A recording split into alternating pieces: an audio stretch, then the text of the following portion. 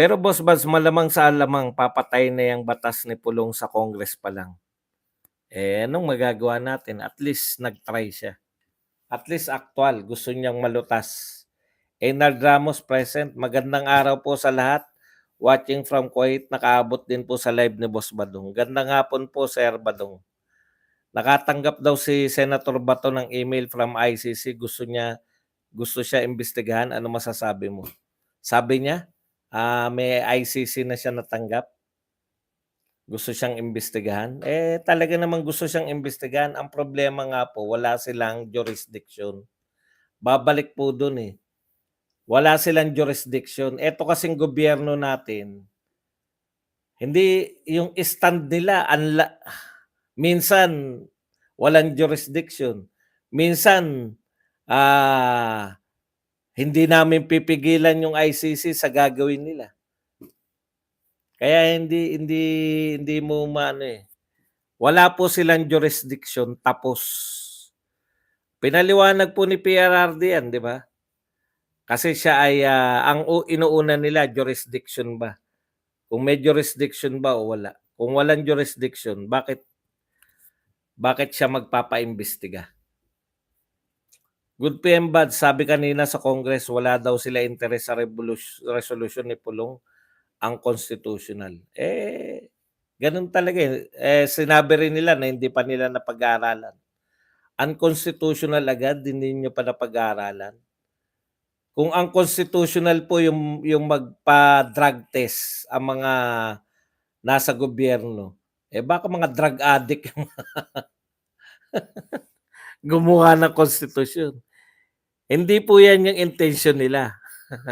Kasi pinagpapalagay, no? Pinagpapalagay po yan ng mga gumawa na malamang ang gumawa ng konstitusyon, malayo sa isip nila na may addict na tatakbong presidente, may addict na magiging cabinet member, no? Kaya malamang hindi nila nilagay yan kasi sino po mag-isip na matino? Gumagawa kayo ng konstitusyon, ilagay mo nga diyan na dapat ipagbawal yung mga gumagamit ng droga. Wala pong matino na mag-iisip na may tatakbo na presidente na addict. Wala pong matinong mag-iisip na constitutionalist nun. Kung hindi man yan nailagay sa konstitusyon, di ba? Ayun yung kakulangan ng panahon na yun. Kaya nga po gumagawa ng batas. Ngayon, kung i-challenge yan, ang interpretasyon po ng batas, hindi po mga congressman. Ang mag-interpret po kung ang constitutional yan o hindi ay yung Supreme Court. Ayan yan pagkakaiba eh. Ano kaya ang natanggap na pabor ng kaparian ng Catholic mula sa bangag na government natin kaya tahimik sila? Yun talaga. Ang constitutional pero okay sa kanila pumasok yung ICC. Di ba? Double standard. Protecting their amo. Okay. Pero hindi po sila magpapasya na ang constitutional. Gumagawa lang po sila ng batas. Mahirap po yung sakupin nila, pati yung unconstitutionality. Okay? Kung wala na tayo sa ICC, itong gobyerno ngayon, pwede ba nila papasukin yung ICC? Pwede naman. Pwede tayo mag-member. Pero yung idedemanda lang na pwede idemanda, yung panahon na member tayo. Si Marcos na uli. Siya ang unang madedemanda. Yung mga nagdaan, tapos na yun eh. Wala na yun eh. Di ba? Pwede tayong bumalik dyan. Bakit hindi? Kung gusto ba ng Pangulo eh. At papayag yung mga ano. Okay. Hindi nyo kaya pag-usapan paano mapapababa yung presyo ng bilihin. Alam nyo sa totoo, no? Sa totoo lang po, ang problema po natin, tataas na naman ang kuryente ngayong August, tumaas na noong July.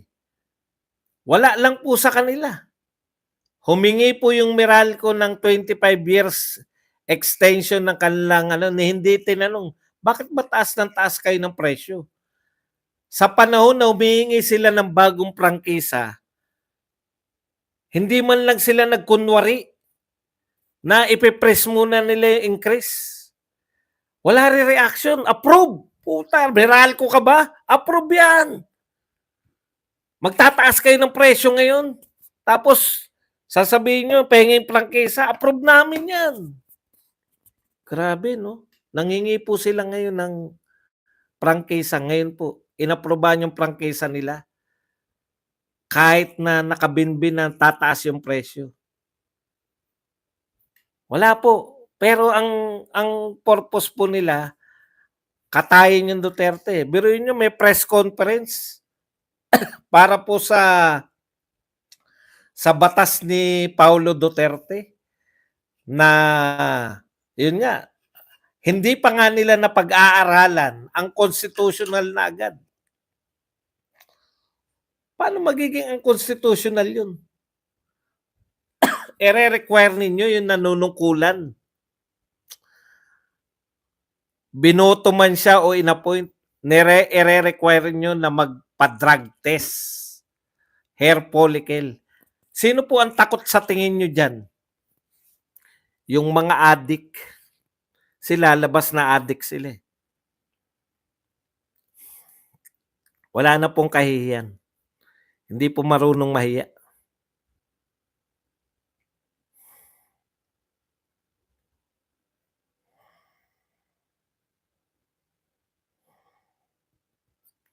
Ang problema rito, kasabwat yung media. Pahiya kayo, media, no? Nalalantad kayo, no? Nalalantad kayo ng mga vlogger na niloloko nyo. Pinakamataas si Inday Sara sa satisfaction rating. Pero ang pagpe-present nyo, ang bumaba, ang laki ng binaba. Kahit ba malaki binaba eh. Parang first honor po yan, hindi po binabalita. Pa sa graduation, narito na po, Badong Aratilis, bumaba ng 3 points. Dating 96, 93 na lang. Hindi po sinasabi yun. Badong Aratilis, first honor, palakpakan. Hindi po. Badong Aratilis, bumaba ng 3 points. Putangin ka lang kung nakarinig ng balita na ang binabalita nyo, ilan ang binaba. Ang binabalita nyo, ilan ang tinaas. Martin Romualdez, pinakamalaking tinaas. Bakit? 0.5 dati, ngayon 0.8 na. Tumaas ng 0.3. Ang galing. Kasi iba bumaba eh. Ilan ba yung bumaba? 25. 25 points? Si Martin ilan? 0.8. Wala pang 1 point? Wala pa. Pero pag binalita nila, tumaas si Martin. Si Sara Duterte bumaba. Ilan ba dati si Sara Duterte? 40 plus. Naging 25 na lang. 25 na lang? Bumaba nga. Si Martin, tumaas. Dating 0.5, naging 0.8. Ay, tumaas! Hindi nyo ba ibalita na Sara Duterte, number 1. Martin Romualdez, kulelat. Yun po ang tunay na pagbabalita. Ang media natin ngayon, ganito magbalita. Tumaas si Martin. Dating pag sinuri mo, bakit tumaas? Dating 0.3, naging 0.8 eh. Wala pa siyang 1 point. Wala pa, point nga lang. Sara Duterte, bumaba. Hindi sinabing number 1 sa survey. Number 1 po si Sara Duterte sa matinong survey. Ano yung matinong survey? Yung tinanong mo yung tao, sino iboboto mong presidente? Si Sara Duterte. Yung wala pong komplikasyon na tanong, malinaw, sino iboboto mong presidente? Sara Duterte po. Number 1 si Sara. Pero yung mamagulong tanong, may tatanong lang kami ha. Ano to hindi namin ipapaalam sa'yo kung bakit kami nagtatanong ng ganito. Bahala ka na mag-isip. Pro Marcos ka ba o pro Duterte? Puta, mag-iisip muna ako. Pag pro Marcos, pag pro Duterte ako, baka hindi ako mabigyan ng ayuda. Pro Marcos ako. Pro Marcos. Boss Baz, nabalian yung balita sa kakahilot nila. Nakakahiya kayo. Tumaas si Marcos, unang nilabas yung kay Marcos, eh, oh. Labas muna natin 'yan.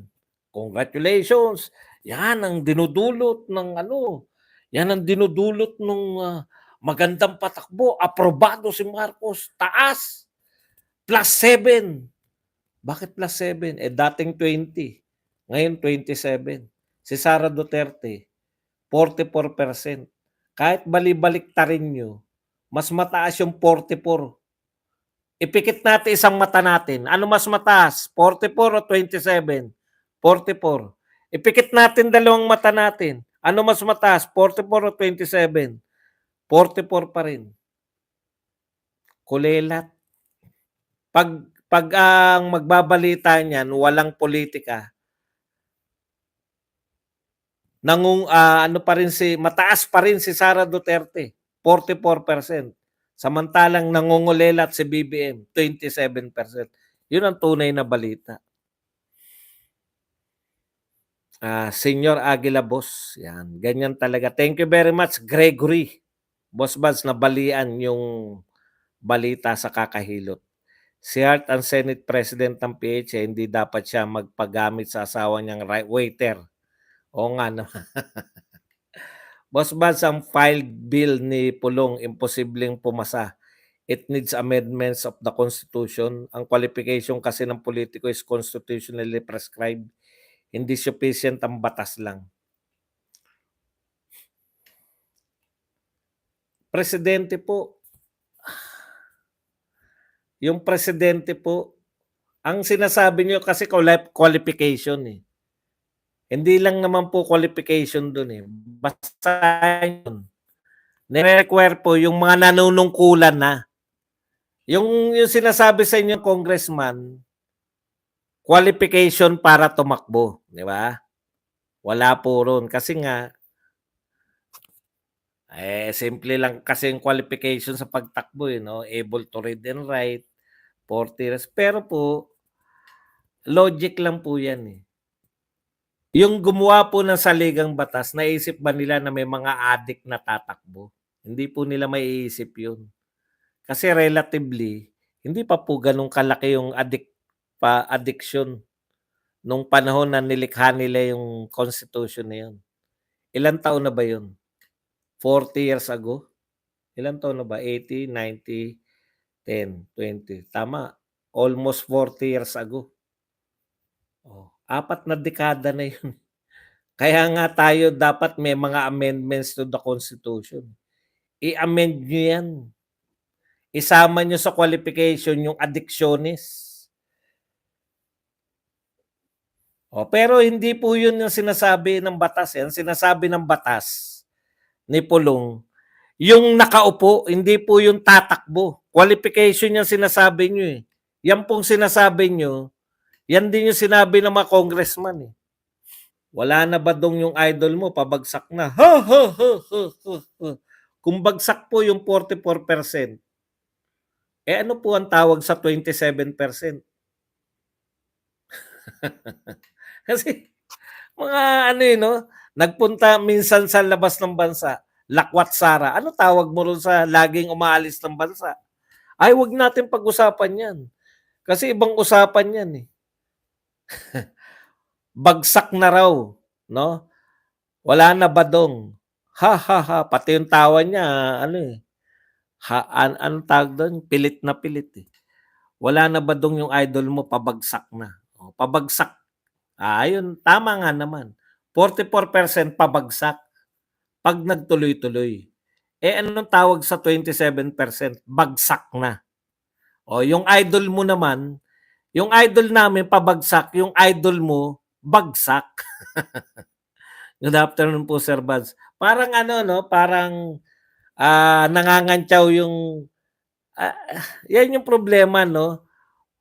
Dahil kulang ang pag-iisip nila, okay lang sa kanila kantyawan nila si BP Sara kahit mas mababa yung amo nila. Bobo eh. Ang tawag doon bobo.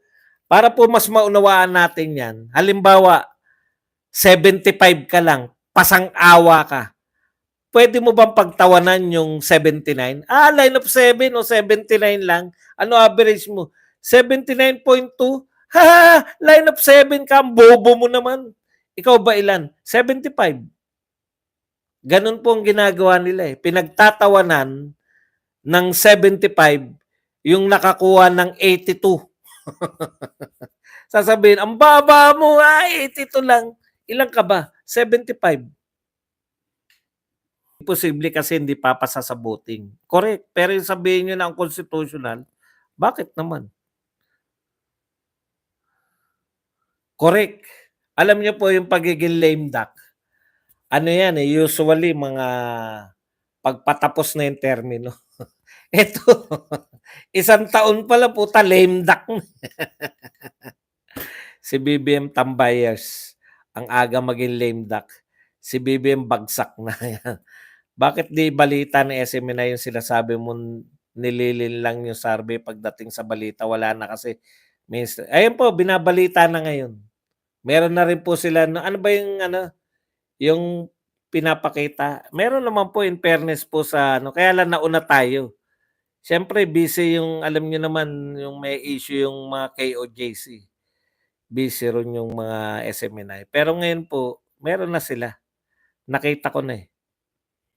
In fairness naman sa SMNI, binabalita nila yan. Yung nasa lusak na nangangantyaw, tatanga-tanga talaga. Tanga-tanga talaga eh, no? Hindi ko po maintindihan, paano nila nagagawang kantyawan si Sara Duterte, samantalang mas mataas pa yung rating ni Sara kahit saan. Ngayon nga, hindi nila mabanggit, number 1 na naman sa presidential survey. Bakit pati Star City balak ibenta? Matakaw sa pera eh. Yan po yung sinasabi ni Pangulong Duterte. Dapat ang mga nilalagay sa dapat ang nilalagay sa mga economic team, hindi politiko. Yung totoong magagaling. Wala tayong magagawa eh. Professor Badong, tanong ko lang po, naniniwala po ba kayo na hindi na maibabangon ni Bangag ang puri niya? At saka saang impyerno naman siya nakuha ang 27 sa talengan niya po? Hindi ko nakuha. Kung makakabawi pa ba siya sa survey, yung ba tanong mo? Ito po, imagine niyo, etong survey na to before Karina, before Sona. After po ng Karina at after ng Sona, bagsak na bagsak po yan. Before po to nung video, Polvoron video, at before po to ng pagbubunyag ni Cathy Binag. So ang laki po ng factor. Kaya po overtime po ngayon mga media eh. Yan sila Boris Gargonia. Tsaka yung kasama niya si anong pangalan? Pendejo El Chico. Anong pangalan niyan? Hinahanapan nila ng si BP Sara, hindi pa raw nagsasalita sa West Philippine Sea. Ano ba pakialam nyo? Eto pa isa, yung parang yung pinalulutang nila impeachment. Alam po ninyo, nung pinalutang ninyo yung Sara resign, yung pinalutang ninyo yung Sara resign, tuwan-tuwa kayo na magre-resign, no? Hindi nyo nakita, hindi nyo na-foresee. Pag nag-resign yan, noon sinabi ko, no, sige, minsan, yung panalangin nyo, di ba? Na-foresee na natin to eh. Alvin El Chico pa. Iba pala yung Bendejo. Sabing ganyan, di ba? Sabi ko noon, baka matupad yung panalangin yung mag-resign nga yan si Sara. Ano pa gagawin yan? Di ba banat na yan? Pinagre-resign nyo kasi hindi niya pinipigilan yung mga pamilya niya na bumira. O nung nag-resign, siya na ngayon ang bumibira. Hindi nyo kaya, no? Pinagtutulungan nyo na lahat ngayon. Iyak kayo. Ngayon, ang gusto nyo naman, i-impeach. Di subukan nyo. Kung nanakit na yung tuktok ninyo nung nag-resign si VP Sara, nakita niyo kung gaano kalupit yung naging reaksyon. Ano kaya gagawin ni VP Sara pagka in-impeach niyo? Ano kaya gagawin namin 'pag in-impeach niyo? Siyempre wala ng awatan 'yan. I-impeach niyo dahil ano, sa 125? Utot niyo. On and off ang, pagpapaingay nila sa WPS issue. Mga bangag talaga, depende lang. Actually sila yung palpak, eh. 'Di ba palpak sila dun? Hanggang ngayon meron pa rin tayong gulo diyan. Samantalang gusto ng China mag-usap, sixth sense, sir, subukan nila baka saan sila pulutin 'pag in-impeach nila si VP Sara. Aljo Bendio, yung matatapang na, gustong ipa-contempt pa yata si Tatay Digong dahil hindi atin. Eh, di subukan niyo rin i-contempt. Subukan niyong hulihin sa Davao. Ng pupa ang dami niyong ano, hindi nga kayo sa salita lang nga ni VP Sara nananakit na tuktok niyo, eh. Tumbong niyo nananakit na, eh. Dahil walang humpay ang banat ni VP Sara, hindi na nila maasikaso ang WPS. Stat padding yung ginagawa ni Alvin El Chico. Yan. Sa mga tukmul na yan, atake ng atake. Tapos ang malupit pa, 'pag si VP Sara nagsalita ng katotohanan, reklamador. Eh, kailangan po natin 'yan, eh. Kinakailangan po natin 'pag may mga magsasalita na may butas na tubo rito, gano'n po 'yun. Imbes na parang 'di ba, sinabihan kayo ng problema, imbes na lutasin niyo, tinira niyo yung nagsabi ng problema na reklamador. Eh, wala talagang mangyayari sa bansa natin.